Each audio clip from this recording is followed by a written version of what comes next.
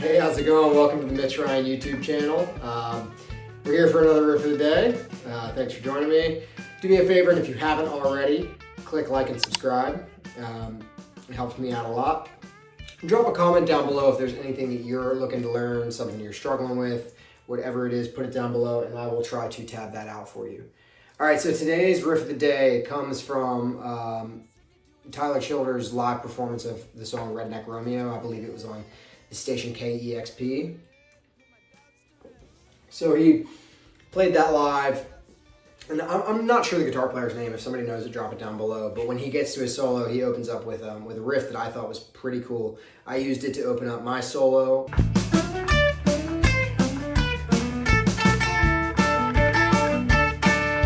In the intro here. But I'm going to break that down for you guys in just a second. And in my typical fashion, we're going to play it. I'm going to play it fast, and then I'm going to play it slow. Like I'll take the clip from the recording, I'll play it at full speed, and I'll play it at half speed, and then I'm going to come in and we're going to talk about what's going on, and I'm going to break it down a little bit. All right, let's get to it.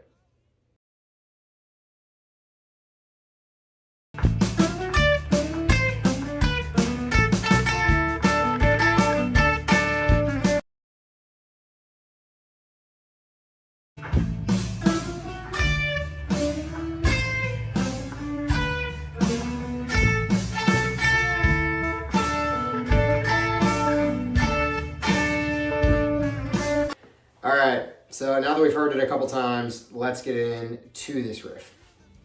So with something like this, it's really important for me to learn how to use it,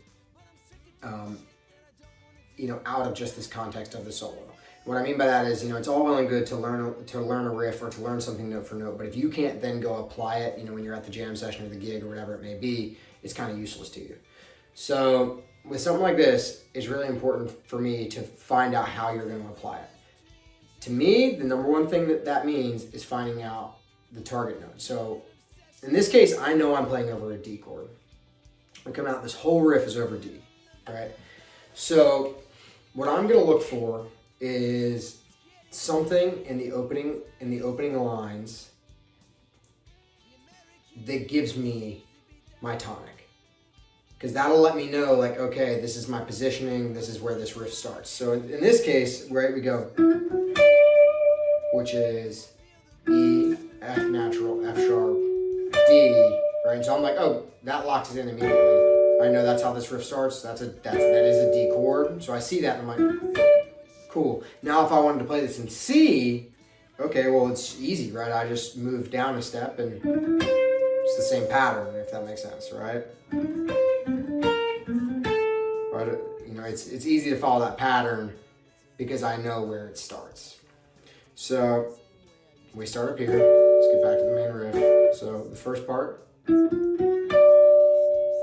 numbers, that's 9, flat 3, 3, 1. Move down a step and play basically the exact same thing. But now you're targeting the flat 7 up top. And if you pay attention here, what we have going on in the top is a descending Mixolydian scale. Or you could think of it like a dominant 7 scale.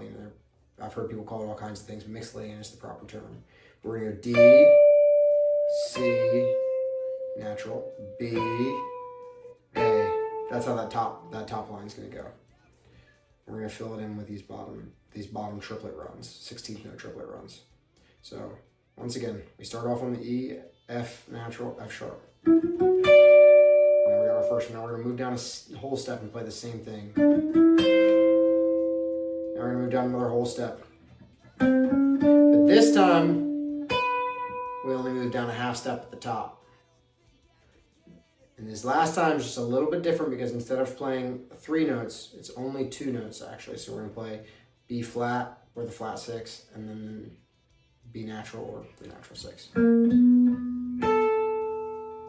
And then we grab that A up top. And that's that first half. Then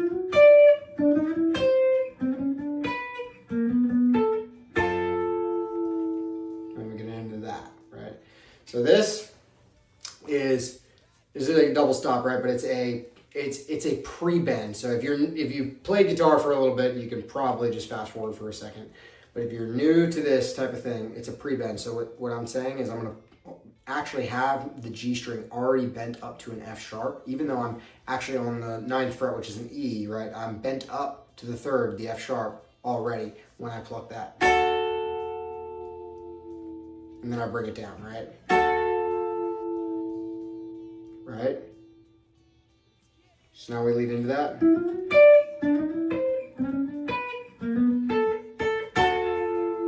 So it's da, da, da.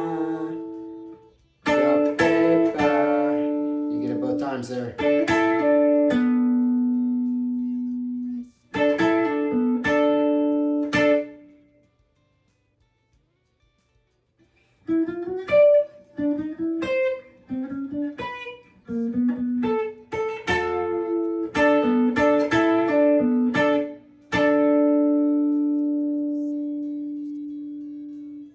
So once again, you get that pre-bend.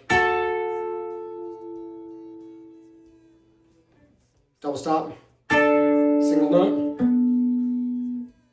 double stop with a pull off, single note, double stop, 8th notes. Now I obviously got all this tabbed out there for you. I recommend breaking those in half just like I just did for you, getting them good separately and then bringing them together. It's a struggle for me to remember that back half when I don't hear them together. So, it's best to separate them and get them together. Separate them so that you have them really tight, and then when you get them together, you can use it. You'll be able to use it in a lot more places. I find that when you learn something really difficult, and maybe this is difficult for you, maybe it isn't, but when you learn something like this, if you break it down to its smallest possible piece, you can extract more information from it. So, you can then use just this part instead of having to use the entire riff, or just without the first part. They become, yes, you can play them together, but they also become separate as well. So, all right, well, that about breaks down this riff for you guys today. Like I had said before, do me a favor, hit like and subscribe if you haven't already. Stick around. I'm about to play an ad for my new album, Whole New Attitude, which is out streaming everywhere now. Anytime I've been talking, you've been hearing my song Dues underneath you. So if you like that, go check out Dues wherever you get your music. It sure would mean the world to me. Man, there was something else I wanted to tell you guys about this song, though, and I am just drawing a blank real quick. Well, that was it. Okay. One other thing I wanted to say. That's it. It has come back to me. Okay.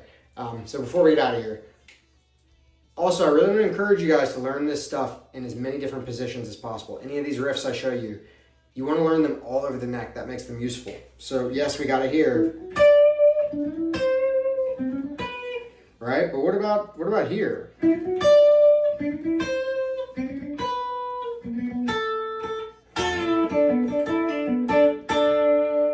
So by being able to play it on multiple string sets in multiple positions, it becomes available to you in a variety of scenarios. Because the goal with any vocabulary or riffs, whatever you want to call them, that you are learning, the goal is to take these things and make them part of your own vocabulary and to be able to use them naturally, like as if it was speech. You're talking to somebody, you throw out phrases and it's natural for you. That's what you want with this as well. Like you want to make it to that point. So by learning it in multiple positions, multiple keys,